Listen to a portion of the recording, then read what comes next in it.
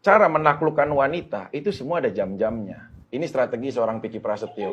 Aku secara katalog udah menaklukkan 672 wanita selama hidup aku dari yang pertama. Dan tidak pernah merasakan ditolak oleh wanita. Satu kali pun. Mau siapapun dia. Caranya gini.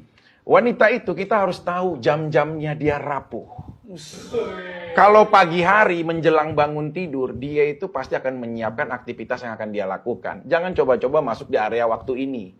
Siang hari mungkin dia bisa makan siang ataupun ngobrol meeting dengan koleganya. Dia lagi fokus dalam pekerjaan. Sore hari dia lelah pasca pekerjaannya sudah dilakukan selama seharian. Tapi jam malam saat dia sendiri menjelang tidur, jam 12.30 khususnya dini hari, itu jam paling tepat rapuhnya seorang wanita dalam kesendirian. Baru kita Masuk di situ. tembak situ ya. Di situ. Dan ada juga tekniknya, ada 3. Hari pertama kita berikan perhatian yang terlalu berlebih. Terus bagaimana ini. Hari kedua kamu juga sama melakukan itu. Hari ketiga kamu nggak usah mengirim WA ataupun DM atau apapun kepada wanita itu.